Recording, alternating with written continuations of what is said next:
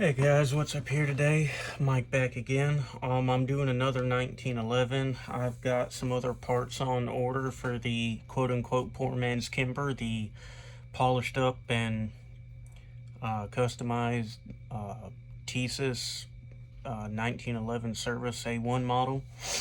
So that one's been put on hold for a little bit. Excuse me. I got a couple of things coming that we'll put on later, but this is one that I'm working on right now.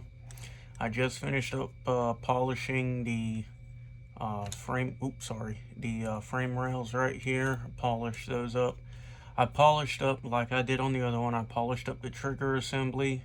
This one I did the sides of the skeletonized hammer, and again I did the sear, I did the disconnector. I even polished the trigger on this one, and I'll show you all that here in a minute. The polish is getting a little dull because it's got oil all over it right around there, but it'll be alright. I'll polish it up again and it'll look good. But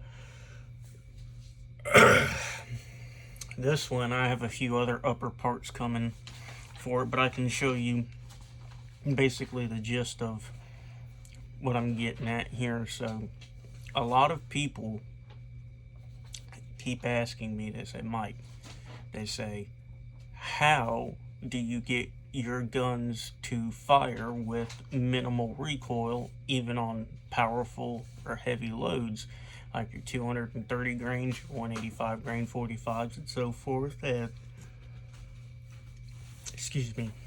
and the 147 grain 9 mils and 115s and all that stuff.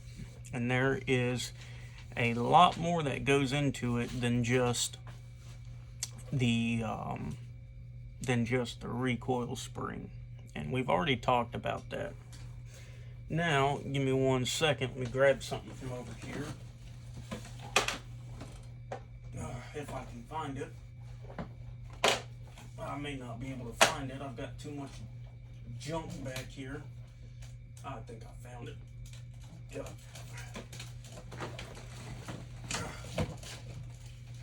No, I did not find it. Bear with me, guys. I'm gonna have to get up to find this. Give me 1 second.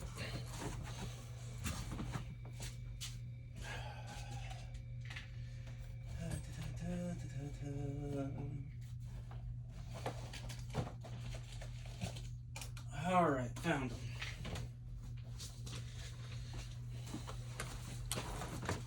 All right, as you guys know, this gun right here is my pride and joy. It's getting a big upgrade.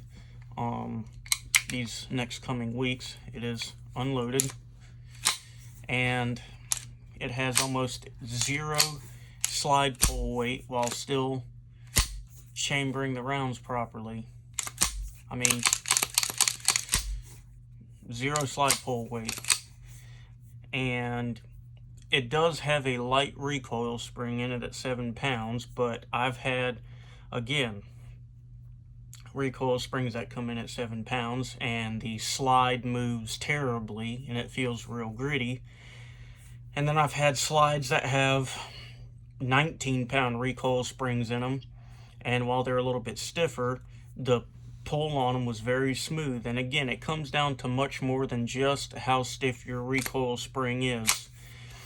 You've got to, this is why we polish the slide rails, and it's also why we want to check our bullet entrance angle to the chamber, and I'll show you what I mean by that here in just a second. So we're going to talk about how to get a smooth slide. All right, put that back over here. Well, we've already talked about how to get a smooth slide. My bad. I'm going to tell you how to get no recoil. And part of the no recoil is having the correct recoil management system in there for the gun. You don't want a recoil spring that's too heavy, because if it's too heavy, then when the slide comes back forward, because it's not going to have a whole lot of back end recoil because there's more tension on it, so the slide's not going to come back as fast. But when it goes back forward and loads that bullet into the chamber, what's going to happen is that slide's going to come back forward faster, and it's going to make the front of the gun, the muzzle, dip down, so now you're off target. If you have too light of a recoil spring, what's going to happen is it's not going to dip down in the front when the slide comes back forward, but when it goes backwards, now you're going to have more muzzle rise. And there's a couple different ways to counter that, and some people will say compensators. Yes, compensators are a good way to help reduce muzzle rise, but you still need the correct recoil spring in there, because a compensator is only going to do so much. Now, if you want to run a light recoil spring, one way that you can help slow it down is by having a good mainspring back here, because when the slide comes back, the first thing it's going to do is it's going to hit that mainspring, which is going to put pressure against it, so it's going to slow it down a little bit. This one and my black gun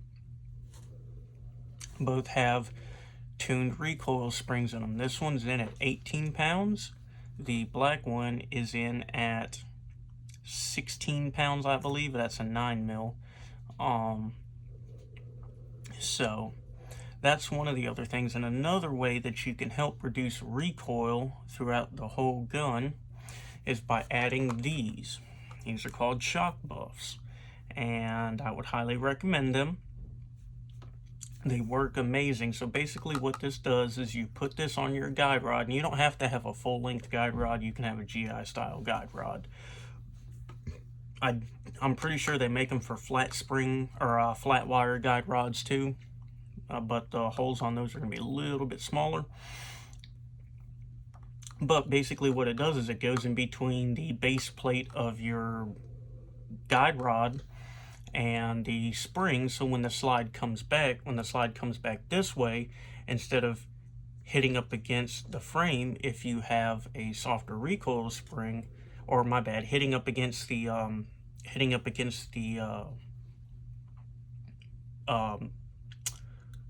guide rod base plate, when the slide comes back, it's not going to hit the guide rod base plate, it's going to hit this plastic shock buff, which is going to help take a decent or fair amount of the felt recoil out of it, which will also in turn help reduce muzzle rise. So these are another thing that you might want to invest in if you're looking to go for minimal recoil.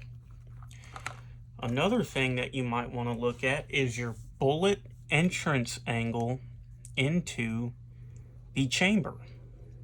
So this gun, as you can see, most all the guns I work on, I have to do work on the feed ramp if it's a 45. If it's a 9mm, I haven't had to do a whole lot of work on those, because most of those come with the Clark style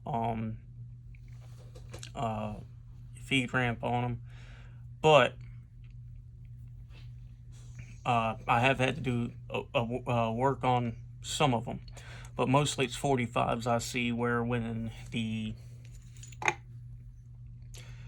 barrel comes back, it doesn't come back all the way completely to meet this feed ramp.